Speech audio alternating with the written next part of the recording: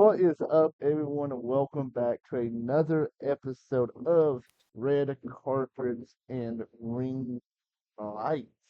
We appreciate all the love you all showed for our debut episode last week. We had some clips that kind of went a little crazy. Not like too crazy, but a little crazy on the TikTok. That was an interesting time. A lot of the Love Island drama spilled over into into our clips, but that was fun. That was fun. We love the engagement. So I agree, I agree. And we have a pretty packed little show today. We have our little centerpiece that we do with some news stories at the end. Let's just go ahead and get into it, Chris. What's our first topic for today? starting out, we're going to be discussing the movie Obsession. It was a highly, anticipated movie. It was one that you were big on when it was in production, and I want to talk about, original thoughts, feelings, as well as where you stand with it right now. Because I feel like as time has happened, opinions have changed and stuff like that. So you go. I want you to give your review on the movie, like personal feelings aside, just first initial reaction to watching it, and then I'm gonna give mine, and we'll talk about it. I really wouldn't say my opinion has changed at all, but I love the movie. It's not my favorite movie of the year. Like, it is not number one on the year for me, but it is number two. I love the way the direction of the movie went. I don't want to talk spoilers or anything, so there'll be no spoilers if you haven't seen the movie. So, anyways, the way that I felt about it personally, I love it. What has really pissed me off is how pretentious assholes on the internet act like this is the greatest thing on God's creation. They act like it's the greatest movie ever made. And if you say anything negative whatsoever about it, it's a fucking war zone in the comment section. So the fan base is maybe kind of not really respected as much. You know what I mean? It's got a toxic fan base around it. I definitely understand that. I understand that certain fan bases can drive you away from something that you love. But at the same time, I also feel like you have to be able to separate the two. You know what I'm saying? You have to be able to separate the art from the fandom because at the end of the day, the art itself is still how you felt initially, regardless of how people. Because I definitely saw what you're talking about online. The people who were like, if you bash this movie, you don't know anything, this and that. I still think you just have to be able to separate the two. Yeah, I understand that. I do. It's just like it's hard sometimes, man. A lot of people like shit on another movie. Like I've seen a lot of people like talk shit about the back rooms and vice versa. People that enjoy the back room shit on Obsession, and it's just childish. So it's not just Obsession; it's everyone, especially these fucking clowns that love in the Odyssey. If you fall for Oscar bait like the Odyssey, shame on you. No one wants to go watch that pile of garbage. If your movie's over 3 hours, you need to get checked. And also, if you're a Christopher Nolan fan, I'm just going to probably just look at you as lesser than me. Christopher Nolan makes movies for the lowest cinema IQ possible.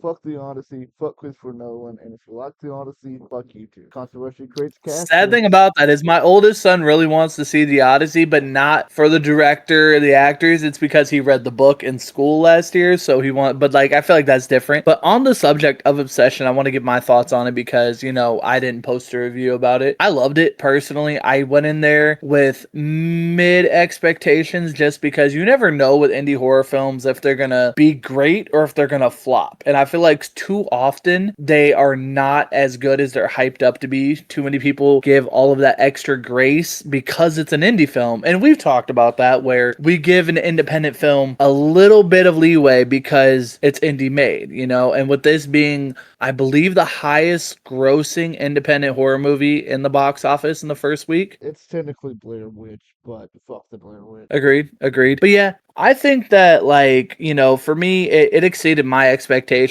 I just saw the one preview of it, so I didn't want to go too deep into it. I was thoroughly pleased, and it did just come out on Peacock, a few days ago, I want to say, from when we're filming this? Yeah, it's like Friday. We're filming this on Monday, the 20th. It came out on the 17th. Yeah, it came out in Peacock on the 17th, so if you haven't watched it yet, highly, highly, highly recommend it. For me, it is my, movie of the year, but I haven't seen too many new releases of the year. Well, I've And seen a handful. we'll have This to has get been a big I'm gonna have movie to year. get you caught up on some before the end of the year, so we can do it end of the year Yeah. list later on. Ultimately, I loved it, but I definitely see the issues with the fan base. But I also see the issues from the other side where people have downplayed and tried to drag the movie for what it is, saying it's not as good and that it's just overhyped because it's, whatever. And I think it was phenomenal. I think 10 out of 10 for me. It's a 10 out of 10. It's like I said, I have four movies that are 5 stars this year. Obsession, Leviticus, Project Hail Mary, and a movie that's not out yet that my review's not out yet that I watched the other night that I'm super excited to come out. So you'll see that very soon on my TikTok. The biggest thing I wanted to touch on was your feelings, like you said, about how the fandom will kind of deter. Because I remember you saying, because it's gone so mainstream and you've got all these people that are going nuts over it, it kind of taints the movie and stuff like that. And I definitely understand that side of it for sure. We can move on to our next topic, which is going to be talking about the fact that It Follows 2 is currently in production. It started production. We have few notes about it. I don't know if you wanted to discuss what you know about it. You were the one that introduced me to the first one, and I fell in love with it. Yeah, Mika Monroe's returning. Jackie Haley's gonna be in it. Who played Freddy in the Nightmare on Elm Street movie? We just talked about that last week. I'm not a Jesus believer, but Jesus answered my prayers. I've been praying for It Follows to finally come into fruition for a very long time, and we finally get it. One of my favorite 2010s horror movies, honestly, and I am fucking ecstatic, man. Same director, same everything, pretty much. I cannot wait. I love the original It Follows. This time next year, we'll probably be watching It Follows too, and I'm super hyped about that. But my thing is, man, why did it take over a decade just to make a sequel? Because Like, J.J. Abrams has been super busy, I guess that's fair. and Mika I Monroe. think this is one of those, like, we've talked about not every horror movie needs a sequel or a prequel or a series to go with it. But I feel like with this one, it definitely has like a mythology that's worth expanding on and diving deeper into. And that's what I'm hoping we get with this new movie. Agreed. There's a lot that still needs answered, in my opinion, from the first movie, and I'm excited to see where it goes. Hopefully, it's not a letdown. Like a lot of times when sequels are made, like fucking 10+ years after the original, normally the sequels are dog shit. Exactly. That's what's like, can lightning really strike twice with this one? Because the first one was phenomenal. Can they replicate that? I think so. I have faith. Definitely. Up next, this is one that I feel like neither one of us really are that excited for because this is not in our liked series. Paranormal Activity 8 has started filming. They've officially started production. They haven't given out too much on the plot details. It's been a long time, hasn't it? 2021 was the last one. Oh, that's 5 years, And honestly, like, I feel like Paranormal Activity is the Fast and Furious of the horror genre. Just too many. It's gonna be Just too so many. dog Should have shit. stopped a long time ago. It could have been a trilogy, and that's fine. I'm not a fan. It's gonna be dog shit. It's gonna be abysmal. Fuck Paranormal Activity. Now, with this being one of the more popular in the found footage genre, but I don't see the hype, what would you say is probably your favorite found footage movie that could top this whole series? The Creep movies. It's not even close. Oh, The Creep yes, I was movies. going to say the same thing. The Creep movies, A tier, S tier, 1 and 2. We still need to watch the Creep tapes. Yeah, I heard they're ass. I know, but just for arguing's sake, we gotta. Uh, Also, side note, didn't you get a like and a follow from like the main guy in Creep, Mark Duplass? yeah, he follows my content. He That's also fucking dope. That is he's super cool. he's in the background. He likes my backgrounds review too. Oh shit, I still need to see the back rooms. Damn. Really don't think it'd be your style, brother. I honestly don't. Worth a shot though, eh? You never know. You never know. Maybe that's what. Maybe that will be no promises, chat. But within the next month, we will watch and review Backrooms for an episode where I code for Ringline Spots. We also are thinking about doing a Patreon where we do watch alongs together and review the movies live while we're watching it. And obviously, we can't put that on here, so it'd have to be behind a paywall. We're not thinking about a crazy amount or anything, but let us know in the comments if that is something that you would be interested in. Would you want to pay to see myself and Jared watch a horror movie? And we will even take your recommendations. It doesn't even have to be a horror movie, any type of movie. Yeah, it could be any kind. I It could be any prefer kind. horror, obviously. Like We got to make them watch a rom-com chat. well, I love rom-coms. Oh, I know. Next, we on the agenda is Netflix confirms that AI is already being used. Netflix revealed around 300 TV shows has used generative AI during production. It wasn't necessarily writing scripts. It could include visual effects, concept art, editing, or production tools. Now, I know you are very much not a fan of AI being used in Hollywood and cinema at all. So I would love to hear your thoughts on this. I cancel my Netflix subscription. If there's anything I watch on Netflix, I'll just go to fucking Rise, brother. Like, fuck Netflix. Also, they carry WWE too, so strike one, strike two. They fucked up Stranger Things and then strike through the AI bullshit. Like I just don't understand it. AI does not belong in Hollywood. I know we use AI on our channel here. It's against my That's me though. will. That's It's me. against my will. I am the AI perpetual user because I Yeah, feel but the like difference. in a place that we are, we're not in that space at this point in time to have these things made for us custom, which we fully plan on getting to. And when we are able to, we are going to pay people to do what AI is doing for us now. But in the meantime, we have to work with what we have. Fact. N- Netflix But I doesn't do. use AI. There's no reason for it. Now, that raises the question, do you feel like there's any space in filmmaking in any of the processes at all that AI should be used? No, not one single one. Not nowhere. I don't care if you have a budget of $2 or $22 billion. There is no reason for you to use AI. There are people out there that will freelance and work for free. If you're a small independent film, just maybe try to get their name onto something. Zero reason for it. There's film school. There's all this stuff people go to school for. No reason for AI. It's like wrestling companies. Like WWE has been using AI to make logos and stuff, and it's just terrible. AI looks like dog shit. You can spot AI from a mile away. I hate AI. Like I hate everything about it. I hate the fact that it's destroying the clean water sources that we have. It's a shame. It's a fucking shame. And I know you were a big pro AI. I know you are. I'm pro AI in the spaces where I feel like it's necessary. Sometimes in graphics and certain things, like it's super helpful. I know a lot of digital designers who use AI. You know what I mean? Like they're using it to their advantage, so that way it doesn't put them out of business. Because some of the stuff, like you really like have to, the stuff. There's massive capabilities of AI that I feel like the average person can't tap into unless you have the knowledge. So I definitely understand the filmmaking part, but here's my thing. I feel like that's also, and I hate to say this, but I feel like in the next 10, 20, 40, 50 years, that's the direction we're going. And I hate that because I feel like we're going to lose all authenticity in cinema. We're not going to have, it's going to start replacing actors. It's going to replace screenwriters. It's going to replace editors. I've sent you those things that I see that pop up on Facebook that's like, turn your idea into a movie using AI or whatever. And I'm like, that's disgusting. I hate that so much. I don't like that that's the direction it's going. And I'm praying to God something stops it. But, I will say this: the horror genre will be the last one to use it,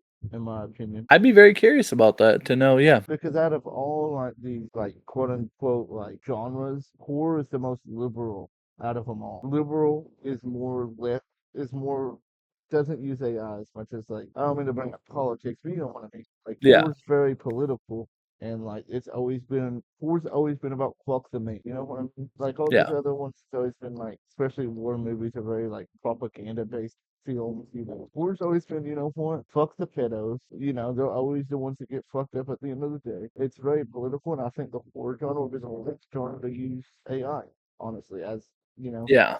action will be the first, and it will take the danger out of I stuff. feel like action and sci-fi for sure. I know sci-fi is gonna latch onto it fairly quick, but that's a I feel like that's a great conversation for another day because we've talked a lot about AI and other avenues and stuff in the past, and it would be good to sit down and have a conversation like a more in depth about we could look into where AI is being used in cinema right now, if it is, what companies are using it, what to look out for, stuff like that. But I think we should move on here because it looks like the Conjuring prequel cast has been revealed. Now, I'm not a big spiritual horror fan, and it's not because I think the movies are bad. I'm a firm believer in these things, so it freaks me the fuck out if there's any type. Looks like they have Garrett Waring and Amanda Fix will play a young Ed and Lorraine Warren. The film is titled The Conjuring: The First Communion and is set to release in September 10th of 2027. So, Jared, what are your thoughts? Is there even still life really left in the Conjuring universe? I feel like they beat a dead horse. Yeah, there's no life. I only want to talk about this because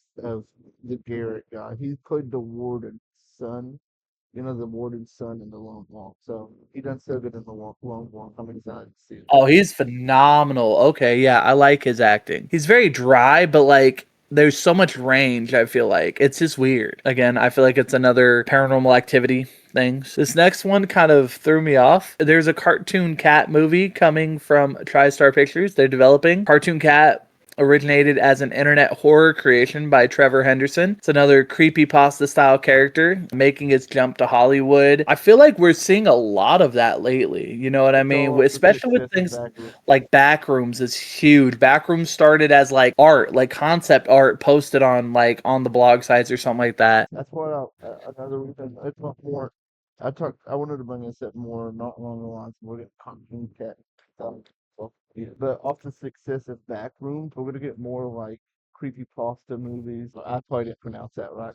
But pasta, I don't know how the fuck you say it. That's what I say. I say creepypasta, or they say creepypasta. I don't know. But I think we're gonna see more and more of those movies coming out. I think that'd be good. I think that'd be good. And I think, especially with more with these indie horror games, you could really build off of. You know what I mean? That's what Backrooms is. It's an indie horror game that was started from something else, like art wise. Those, I don't know the whole lore. You can look it up online. I hear there's a Phasmophobia movie coming out at some point. If anybody knows me that knows I'm a big Phasmophobia fan, I think that's awesome. I think so many horror video games could be made in something. You got Dead by Daylight. It's already being I made. heard They Until announced it Dawn the was other day. absolute trash. Dead by Yes, Daylight got announced. it It's being did. made. Oh, Yeah, okay. it's being made by There we Paramount. go. It's being made by Paramount now. Dude, you had me dying with your response to where Jason Blum tweeted that he wanted to make a Friday the 13th movie, and you were like, not Jason Blum out here making threats.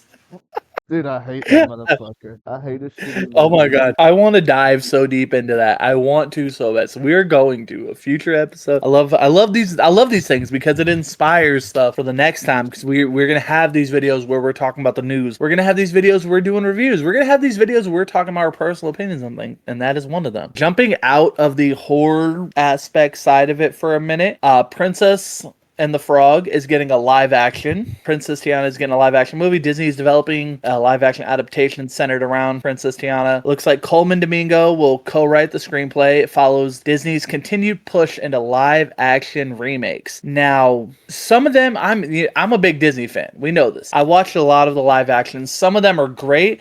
I feel like some of them are flops. The Lion King being a big one. So many people were excited for it, and I felt it was horrible. Do you think? I don't know if you've even seen this one. Have you seen Princess and the Frog? When I was a kid, yeah. Like, what are your thoughts? Do you think that these Disney like original cartoons do they need live action remakes, or is this just a cash grab for It's a fucking them? cash grab, just like everything that Disney does. By far the worst movie studio in history is Disney.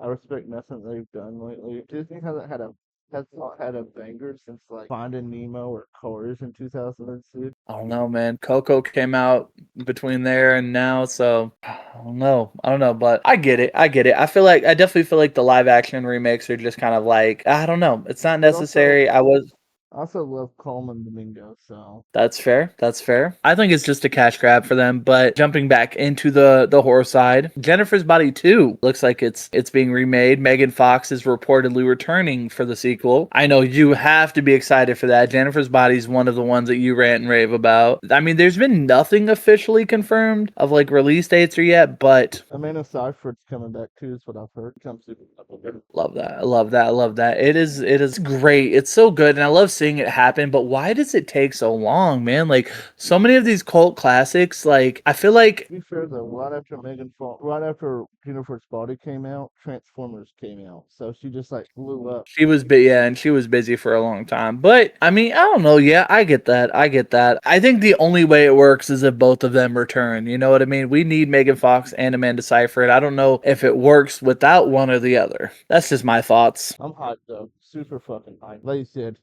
I love Jennifer's Body. It's one of my favorite movies of all time. Two of my all-time favorite movies getting sequels. I'm hyped. The next topic we got on here is the Paramount merger has been temporarily halted. A judge has temporarily paused Paramount's acquisition of Warner Brothers. The move adds another legal hurdle to a major Hollywood business deal. Long-term outcome remains uncertain. What are your thoughts here about this? Two thumbs up. There should be no merger, honestly. Like it's absolutely. And they said they're both going to make 15 films per year. No, they're not. That's not happening. They're not making 30 films a year. Come on now. Definitely not. We I don't feel need like monopoly. Like it's gonna end up becoming. If these people merge, then they're gonna merge with Universal. Then they're gonna merge with A24, yeah. then Neon. And it's gonna tell Yeah, Archie's it's the novel. consolidation I feel like is hurting more than it's helping because you're just providing a monopoly to these, to the filmmakers, to the script writers who are shopping their stuff around. There's not going to be much variety anymore and you're going to get stuck with rather than having these different companies that have their own takes on things and their own way of doing things, we're going to be stuck with too many hands in the pot, you know what I mean? Facts. So, There should be um, no merger. Paramount already merged with Skydance. They don't need to merge with another merger. now, this next one, I know you're interested in. What I'm curious about is something comment you made previously a few topics ago. Afterlife with Archie coming to Disney Plus. Live action adaptation arrives October 2027. It's based on the popular Archie comics horror storyline featuring zombies, apocalypse themes, and much darker side and take on the Archie universe. Looks like Roberto Aguirre Sacasa, who worked with Riverdale, is developing the series. I know you're a huge Riverdale fan. I am as well. You got me hooked onto it. How do you feel with Disney handling this for it? Do you think they're going to It's do it not justice? Disney. It's not Disney. You know how Hulu Oh, merged with Disney? oh yeah, yeah, yeah, It's under yeah. the Okay. it's under the Hulu brand. Okay, okay. Yeah, they're doing away with Hulu too. Yeah, That's something we got to talk about. But it's all merging into one. Another fucking yeah, monopoly. the monopoly, I'm telling you. Which I'm fine with. Merge every streaming platform into one, so I don't have to have 9 million streaming platforms. That's fair. That is fair. I'm telling you right now, if I was to pay separately for my Disney Plus and my Hulu, Disney Plus by itself with no ads is $18.99. Same with Hulu, and right now I'm currently paying $20 for both. The real Merge it all. question, the real question is, does Archie return? KJ Apa, does he return? I don't think Tough. so. It's been years since River. He can't. He can't. Maybe he could play his father's role. He could play, a I'm Fred excited Andrews. for it because like they started out as like horror and thriller, and then they went into absolute just dumb fucking shit. We already talked about Can that. we do a video one day where we break down the Archie universe, the Riverdale universe? Yeah, I'm due for a Because I rewatch so anyway. badly want to dive into that. I'm down. This sounds very interesting. It's Archie, but with zombies. But it really makes you wonder, like, because even though it is like Hulu, whatever, it's still going to be under the Disney banner because Disney is, it's owning all of these companies and stuff. Does this mean Disney's becoming more comfortable with horror? Yeah, I You know mean what I mean? Other than the kid campy stuff, they've we're been doing starting to get Alien. some They've bangers from them, I feel like. they've been doing Alien for quite a bit, so I would assume so. Yeah. So I think this is going to be, hopefully, this is taking a step in the right direction, and hopefully it's done right. Because I think at the end of the day, if it's done right, it could attract both the comic fan base and the horror fan base all into one. I agree, but still expectations are low without a cast or anything like that.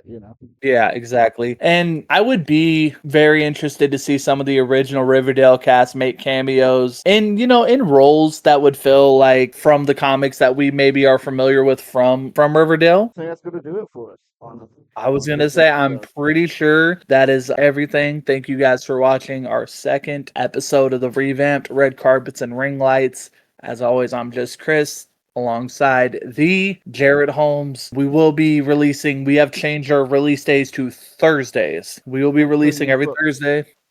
Make sure you fuck with the Instagram. Make sure you fuck with the TikTok. Just red carpets and whatnot. Podcast, I believe. Yeah. Just Red Carpets and Ring Lights. That's it. Just Red Carpets and Ring Lights, all one word on Instagram, on TikTok. Make sure y'all go follow it. Yes, tap in with everything. Give us a like, follow, comment, subscribe. Again, let us know your thoughts on the idea of a Patreon. I would be very excited to do something like that. We've talked about it for years. Let us know your thoughts in the comments. But for now, that is all. And we hope you guys have a great night. And we'll see y'all soon. Bye bye.